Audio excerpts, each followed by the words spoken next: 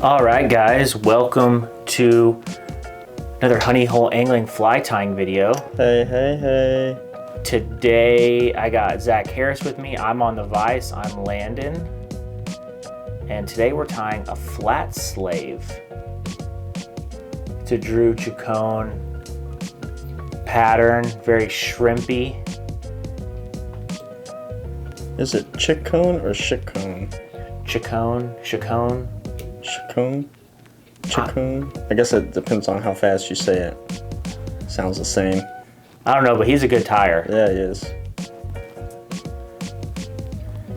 So we're gonna put some eyes on.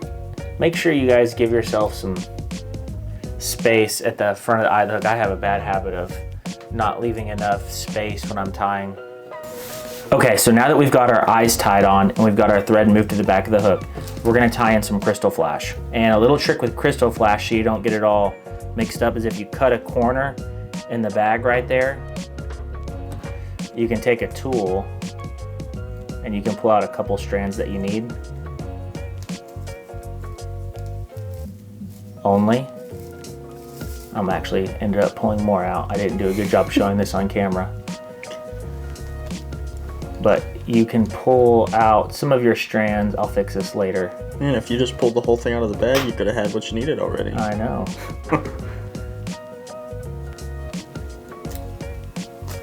It usually works, but it keeps them from getting all mangled and messed up.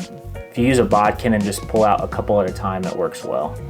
But so I'm going to take my strands of crystal flash. I'm going to fold it over my thread, and I'm going to wrap back on top. And then I'm going to trim these pretty short, cut it at an angle so you get a nice little natural taper. Is it natural if you made it, the taper? It's not natural if I made it. But I don't like people that cut them like flush. It just doesn't, I don't think it looks as good. It doesn't.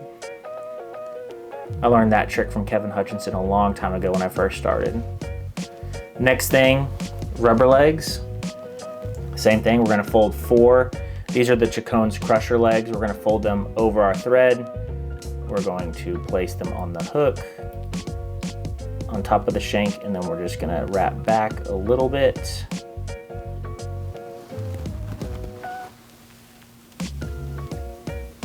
Then I'm gonna go ahead and trim these longer than the crystal flash.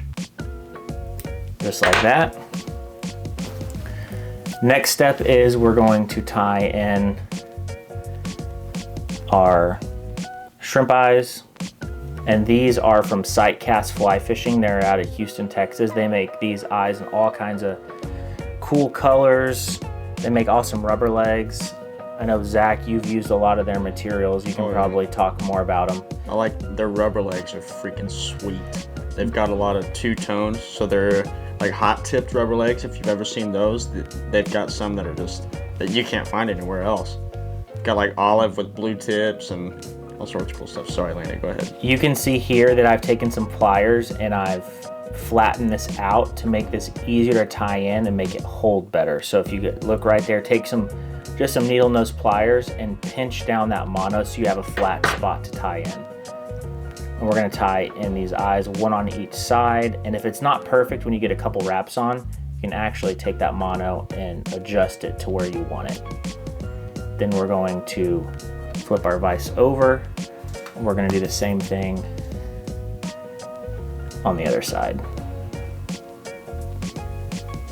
Again, they're kind of fidgety when you get them in, but if you put them in and then adjust them to where you want, it makes it a little bit easier.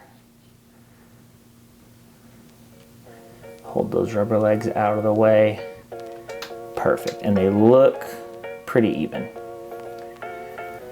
All right, next step, we're going to take a EP 1.5 inch Foxy brush.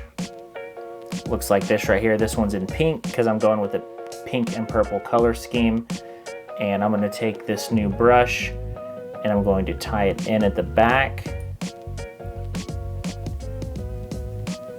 And then with this long wire, when you start a new brush, I like to wrap it forward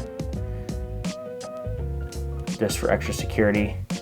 Then wrap it back over itself. Then you can trim with some wire cutters.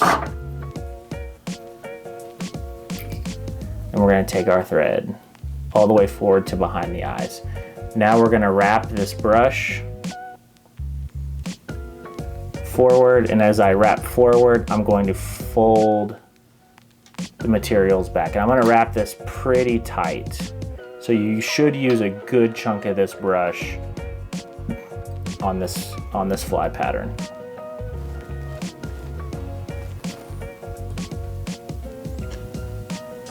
I think the Foxy brushes are one of my favorite brushes that EP does. Yeah, I would agree with They're that. They so work cool.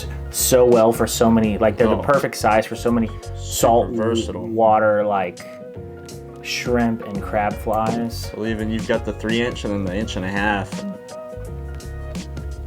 I think that's the only brushes I ever use at this point. Every now and then I'll use something different, but nothing compares. Okay. So as I capture this, I'm gonna wiggle my thread back and forth, and that helps to not catch all the fibers. I'll do one more. Some tight wraps. And you can either helicopter this off, or you can take your wire cutters and trim that off. The next thing you want to use... If you trim that wire off, mind your thread. Because if you trim it, it leaves a sharp point, which you can get around it, it's not a big deal. But if you have if you're using a really lightweight thread, helicopter might be better. Helicoptering it off, breaking it. So I'm gonna take a little wire brush, you can use like a gun cleaning brush, and pull all these fibers forward, and that's gonna help pull out the trapped fibers. Then I'm gonna take it and I'm going to, since I was wrapping, I'm gonna fold those fibers back. Comb those fibers back.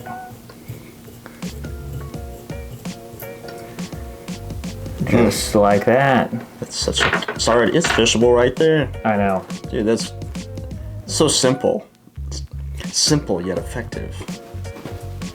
And then the next step is we're going to tie on a wing.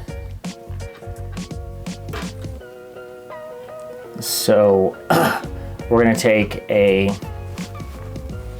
piece of zonker that just matches your fly. I have this pink and purple, which is cool. I'm gonna steal a Zach Harris trick here. Yeah.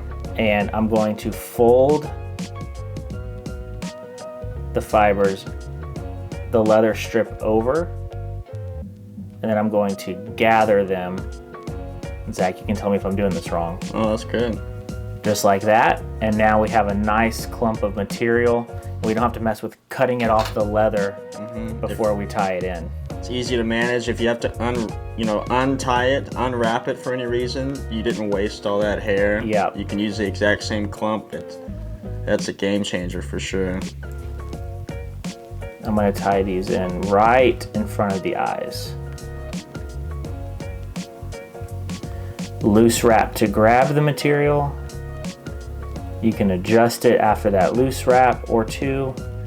Then I'm going to do some really tight wraps to lock it in.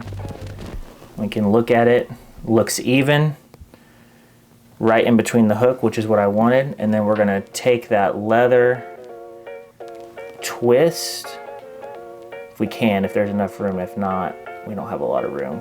So I'm just gonna come in here carefully with my scissors and trim that leather off.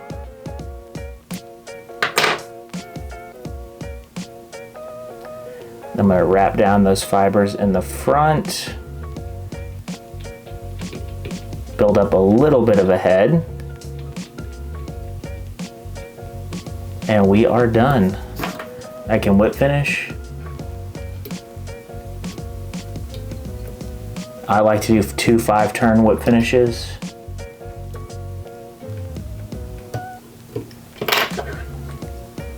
And there she is. This is Chicones Flat Slave. Thing looks sweet. I'm gonna have to go home and tie some up. This is actually, I pulled this fly out of his permit fishing book, but this would destroy redfish all day. Bonefish would eat this. Just a very versatile saltwater pattern.